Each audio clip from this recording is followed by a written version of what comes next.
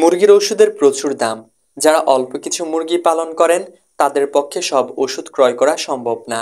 তাদের মুরগি রোগে আক্রান্ত হয়, একটা সময় মুরগিগুলো মারা যায়।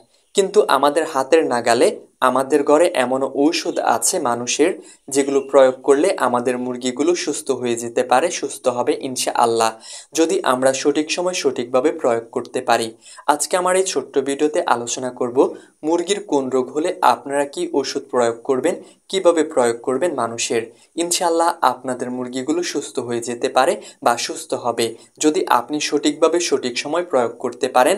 আপনার মুরগির দামি ওষুধগুলো ক্রয় করে আপনাকে খাওয়াতে হবে না, সস্তা মানুষের ওষুধগুলো খাইয়ে আপনার মুরগিকে সুস্থ করতে পারবেন আজকের এই ভিডিওটা দেখার পর। মুরগির বাচ্চা নাভি ইনফেকশন, জ্বর, ঠান্ডা, আমাশয় ইত্যাদি রোগ, এগুলো হচ্ছে মুরগির কমন রোগ, সব সময় হয়ে থাকে।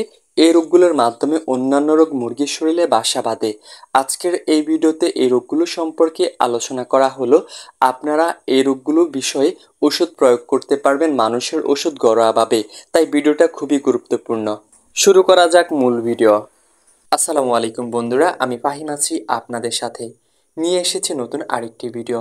যারা স্বপ্নের কৃষি ইউটিউব চ্যানেলের নতুন দর্শক, যারা আমার ভিডিওটা নতুন দেখছেন, যদি আমার ভিডিওটা ভালো লেগে যায় তাহলে স্বপ্নের কৃষি ইউটিউব চ্যানেলটি সাবস্ক্রাইব করে স্বপ্নের কৃষি ইউটিউব চ্যানেলের একজন সদস্য হয়ে যাবেন।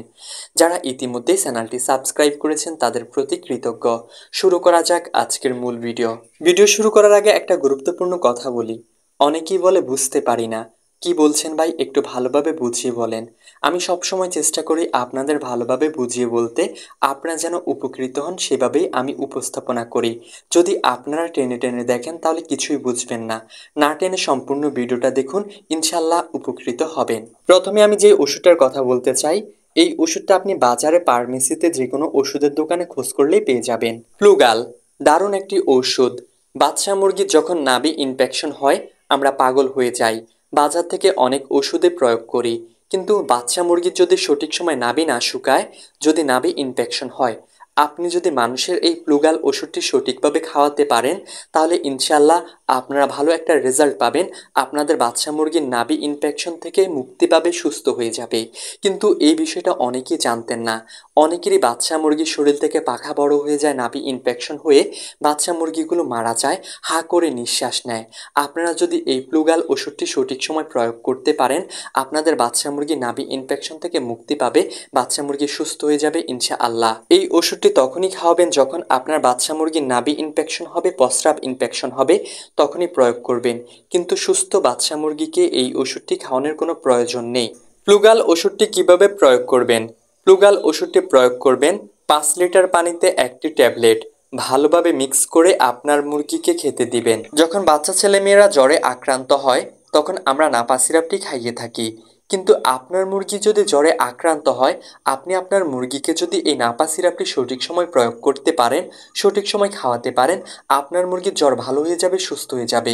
মানুষের ক্ষেত্রে কিংবা মুরগির ক্ষেত্রে এই নাপা সিরাপটি অত্যন্ত ভালো কাজ করে, কিন্তু আপনাকে সঠিক সময় সঠিকভাবে প্রয়োগ করতে হবে। যখন আপনার মুরগির শরীরে হালকা জ্বর, আপনি শরীর ধরলেই বুঝতে পারবেন, তখন যদি এই নাপা সিরাপটি আপনার মুরগিকে খাওয়ান তাহলে আপনার মুরগির জ্বর ইনশাল্লাহ ভালো হয়ে যাবে, সুস্থ হয়ে যাবে। কিভাবে প্রয়োগ করবেন? 1 লিটার পানিতে 1 ml নাপা সিরাপ মিশিয়ে আপনার মুরগিকে খেতে দিন। আপনার মুরগি ইনশাল্লাহ জ্বর থেকে মুক্তি পাবে, সুস্থ হয়ে যাবে। বাজার থেকে মুরগির জ্বরের ওষুধ কিনে খাওয়াতে হবে না। অ্যামোডিস এই ওষুধটিও মানুষের ওষুধ। যখন বাচ্চা ছেলে মেয়েদের পায়খানাজনিত সমস্যা হয়, আমশা করে, তখন আমরা এই অ্যামোডিস সিরাপটি খাইয়ে থাকি।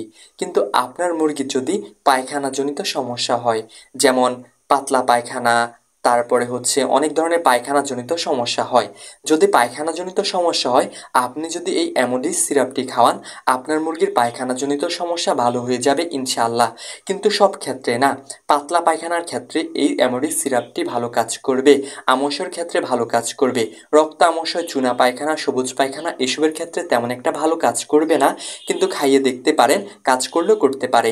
কিন্তু পাতলা পায়খানা এবং কি আমশার ক্ষেত্রে এই অ্যামোডিস সিরাপটি খুব ভালো কাজ করে। আপনার মুরগি যদি এই পাতলা পায়খানা কিংবা আমাশয় রোগে আক্রান্ত হয়ে থাকে তখন আপনার মুরগিকে যদি এই সিরাপটি খাওয়ান ইনশাল্লাহ আপনার মুরগি সুস্থ হয়ে যাবে, ভালো হয়ে যাবে। কিন্তু প্রথম অবস্থায় প্রয়োগ করতে হবে। যখন অতিরিক্ত হয়ে যাবে তখন ভালো কাজ নাও করতে পারে, কিন্তু প্রথম অবস্থায় যদি আপনি এই সিরাপটি প্রয়োগ করেন ইনশাল্লাহ ভালো হয়ে যাবে, সুস্থ হয়ে যাবে। কিভাবে প্রয়োগ করবেন? 1 লিটার পানির সাথে 1 ml ওষুধ মিক্স করে আপনার মুরগিকে খেতে দিবেন, ইনশাল্লাহ আপনার মুরগি সুস্থ হয়ে যাবে। কিন্তু বন্ধুরা, এটা অনেকেই ভুল করে।